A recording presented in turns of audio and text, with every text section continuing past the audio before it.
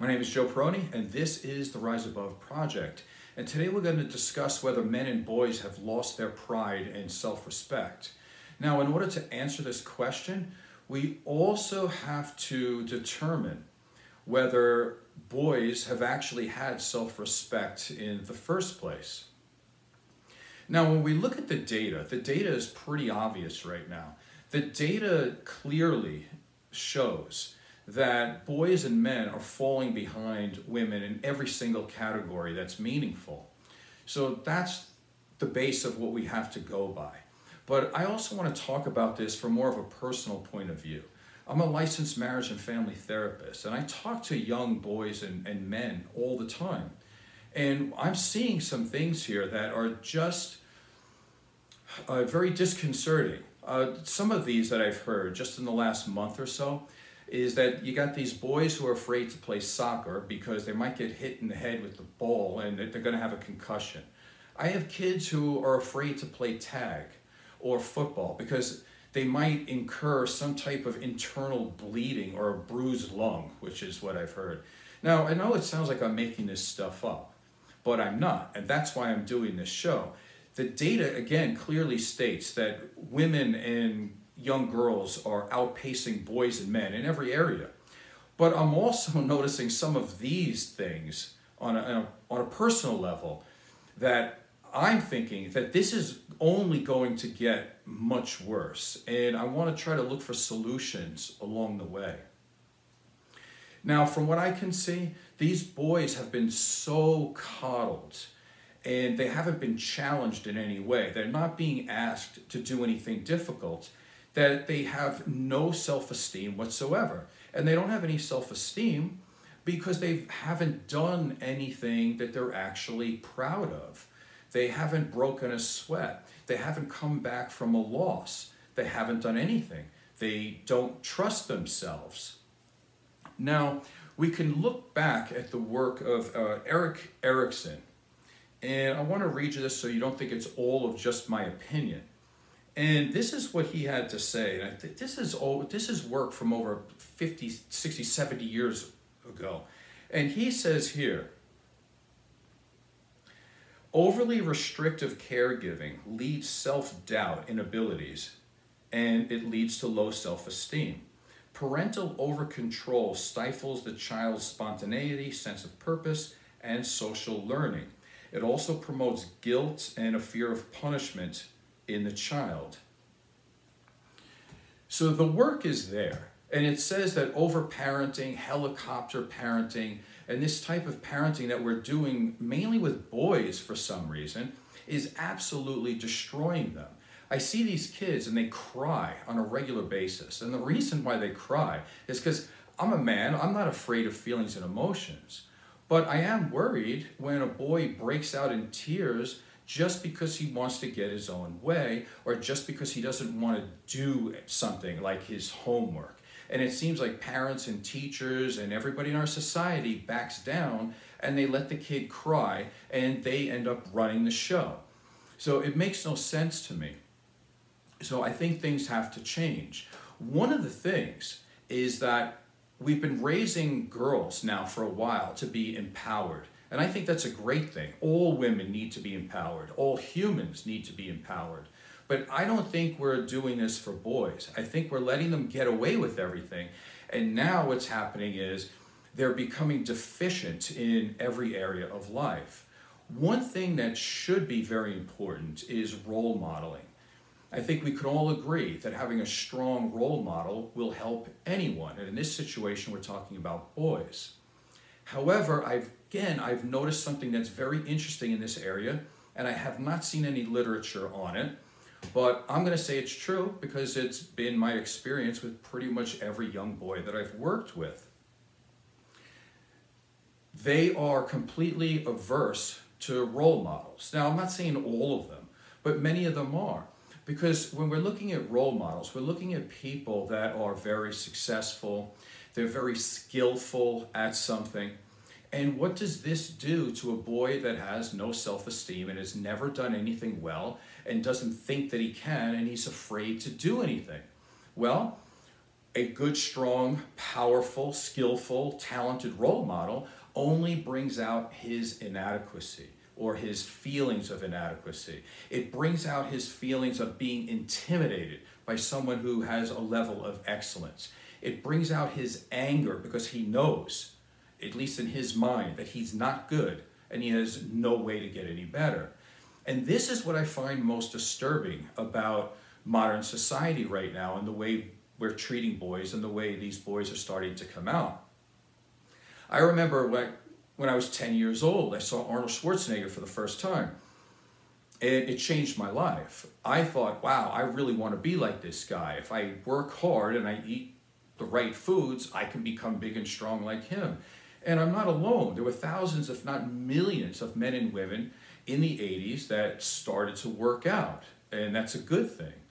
I remember being about 12 years old when the first Rocky movie came out.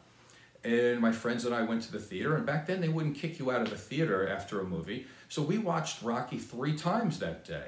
And during the intermissions, we would stand in the aisles and we were having slap fights. We were trying to beat each other up. Like, we were already motivated to learn how to box. And I ended up joining a boxing team. And I even asked my mother, like, that as soon as I got home, that I wanted to get raw eggs. And I wanted to start drinking those. And that's normal. Like, boys, girls, men, women, we all respond well to role models. But this is not happening these days, or at least not at the level that it should, because it's triggering these boys' inadequacies. And the other thing that's also going on in society is that there's not a respect for excellence. Like, if you look in the entertainment world these days compared to the way it used to be, back in the day, and again, I know I sound like the older get off my lawn guy, but listen, facts are facts. It used to be, let's say you see somebody on TV, and in order for them to make it, they had to have good acting skills, and the same person probably needed, say, dancing skills, singing skills, maybe to be comedic in some way, have some type of a musicianship, maybe even a writer. And then maybe, just maybe, if you worked hard enough, you could possibly make it and get on TV. In other words, you had to be amazingly talented and you had to work really hard and to deal with a lot of rejection. These days, what are these kids watching on TV? A lot of times, and it's been going on now for about 20 years after the writer's strike, they didn't really replace the writers. What they did was they just had reality TV. So now you could just be an anybody, a nobody, with no talent whatsoever, and all of a sudden get millions of dollars and be exalted like you had some type of talent. And I think that's to the detriment now of these kids who, they actually, in a sense, don't want role models. They think they're the role models. They think they're better than everybody else in some sense. And I can see this too. I work with a lot of at-risk kids, and as long as they have a laptop and they can put a nursery rhyme together, they think that they're rap stars. They think they have more talent than Beethoven and Mozart. It doesn't make any sense. I don't know too many at-risk children who don't think that they're a rapper. Like, they all think they have talent. Like, it's not a chance in the world that they do. I mean, they might have some, but the thought that they're going to sit down and play a piano for 20 years and work on the craft of songwriting, it's not that anymore. It's just that if you can put a little nursery rhyme together, you think you're a star. And so they really don't have the respect for role models that they should. And continuing with that, I want to read some comments off of, I've got 2 videos, and I'm going to do it real quick. But one of them is of a woman, and she's in shape, and she's muscular, don't get me wrong, but it's not like she's going to go out and win a contest anytime soon. So she looks good, no, yeah, definitely, but she's not at a world-class level by any means. And if I could find this, it would be nice. Let me go to this real quick right here. Okay, so here's a picture of this girl. Now, you think that she would be a good role model because of her dedication and commitment, and she is working out. I don't know if you can see that. I mean, she looks good, right? Now,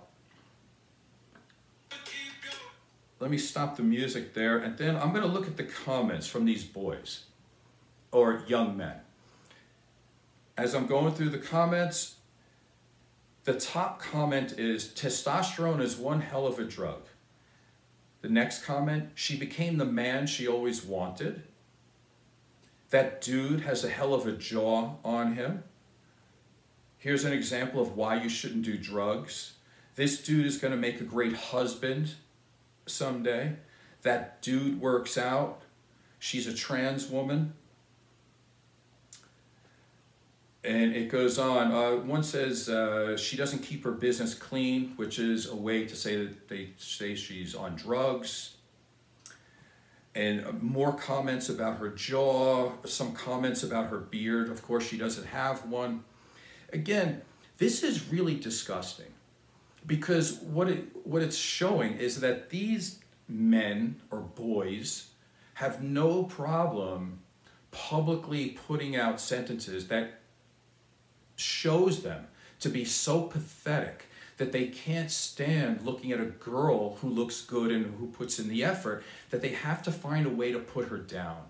And again, it's difficult, because if we have boys that may have never had self-respect in the first place, because again, going back to Erik Erikson, like I talked about before, basically your self-esteem is already finished by the time you're 12 years old. Everything is already set in place.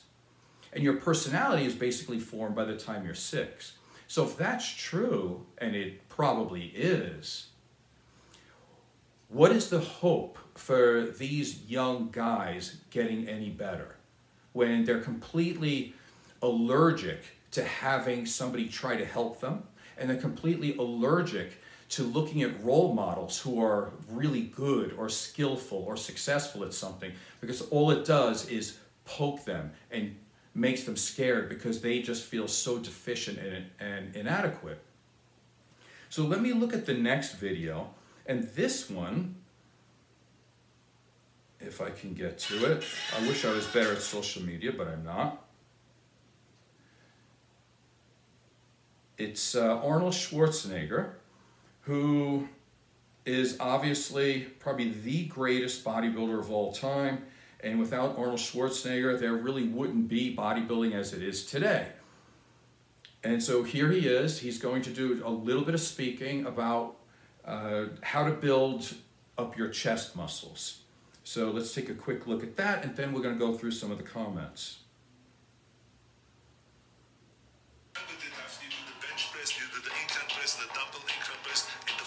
With the dumbbells and all this stuff. Now you still have to do the dips for the lower back to muscle. Then you have to do the exercise for the striation. So now you do cable crosses in front. So now you're ready in 30 sets. Okay, so he still has that heavy Austrian accent, so he's kind of hard to understand. But the point is, he's talking about the different types of chest exercises in order to build up the chest. Upper chest, lower chest, all these types of things. And obviously, he is an expert at it, right? And he's probably the most successful bodybuilder of all time. Great role model. However, let's go over some of the comments. Actually, I take it right from the top. The one that's got over almost 8,000 likes. To any beginners watching, don't follow this advice. Okay?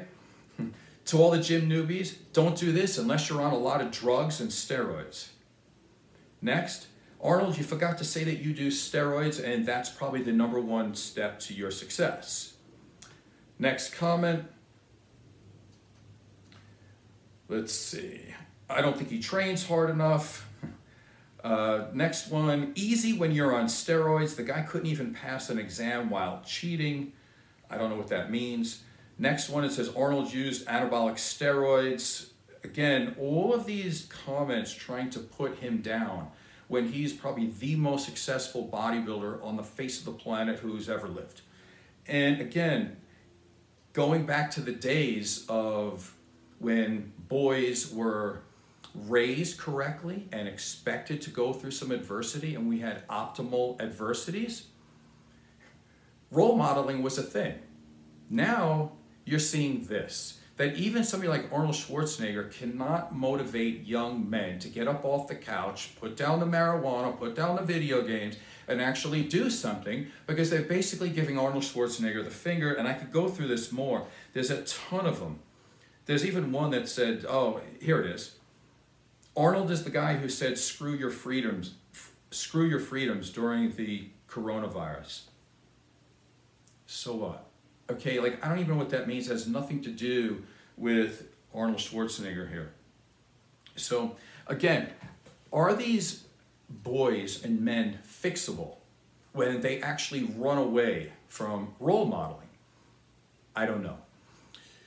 So let's speak again more. So I want to take a look at boys and men, obviously, through the lifespan. So I don't want to just spend time on just the young people. I want to go up until like middle age as well. And here's a good quote that I've got from Carla H. Kruger. She says, without pride and self-respect, men become parasites. Short and sweet, right to the point, doesn't pull any punches. Well, is she right? I don't know. Let's take a look. Right now, there's 7.2 million able-bodied men refusing to work. That's a fact. But how are they getting away with that? How is it that they're living in the United States and they just refuse to work? And they go, well, it's too hard to work. I don't get paid what I want. It's just not worth it. I just want to back up and just not deal with life because I'm not getting what I want out of it. Well, you might not be getting what you want out of life, but do you get more of it by sitting on a couch doing nothing? It means that somebody is helping you here, right?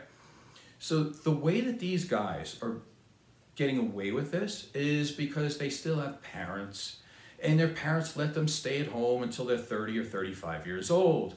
I actually have had clients in the past say that. They're in their 30s and they're men and they don't want to do anything. And their life plan is to wait for their parents to die so they can inherit the house. That's what they want to do these days.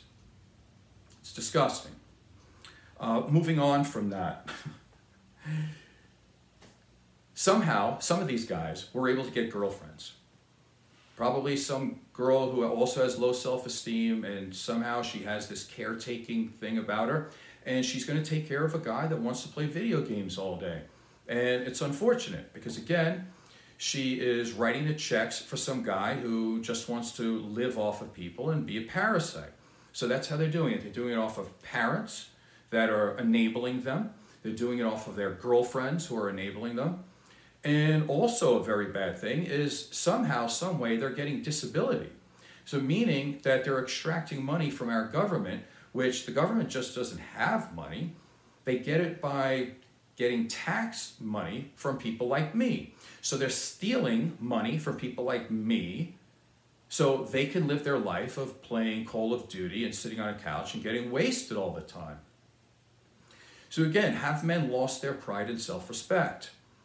In this case, I would have to say a definite yes. There's no man who's able-bodied, who doesn't want to work and doesn't want to do anything to feel valuable in this world, that hasn't lost their self-respect. I don't get it. Let's continue with that. In order to fix that, what do we need to do? Well, what I believe is that the effects of poor behavior need to be felt 100% and should never be mitigated. We should never interrupt the process of cause and effect. Therefore, they need to feel their pain. Therefore, parents should kick them out. Their girlfriends should find another guy, at least one who has a job, or just leave that guy alone. And our government should start getting a little tighter on who we start giving disability checks to. These guys have to be pushed. There's no way that they should be going through life like this on the backs of all the other hardworking people in the United States. It's not fair. Now, you could say, where did their pride go? How is this possible that this is happening to men? And why are they whining all the time instead of working hard? Now, women have a lot of excuses, or they could have excuses back in the day. So I'll give you an example, right? So I was born in 1965. My parents got divorced when I was about 5 or 6 years old. So we're looking at about 1970, 1971. What did the world look like for my mother when she was a single mother at that point in the early 70s? What did she have to overcome? And I can tell you, she had to overcome a lot more than these boys and men have to overcome now, that's for sure. And to give you a little bit more of detail on that, back then, a woman could not keep a job if she was pregnant. If a woman became pregnant, that became a thing where they could be fired on the spot and they would have no recourse over that. They couldn't report sexual harassment on the job.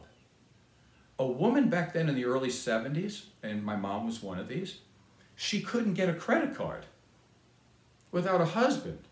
She didn't have a husband. That means my mom was raising 2 kids and she could not get a credit card. She couldn't open up a bank account either without the permission of a man. This was not that long ago. I was alive during this. This is about 50 years ago. And if a woman was married, she had to have sex with her husband. She couldn't refuse. That doesn't make sense to me either. And up until 1973, she couldn't have access to an abortion, which they're trying to change that now anyway. But what did women do when they were up against all of these obstacles? Did they cry, whine, complain, blame everybody, sit on a couch, get into drugs? No, they empowered themselves. They all fought back. Well, maybe not all, but most of them, enough of them fought back that they got the rights that they deserved. And now they're doing better than men. And that's awesome.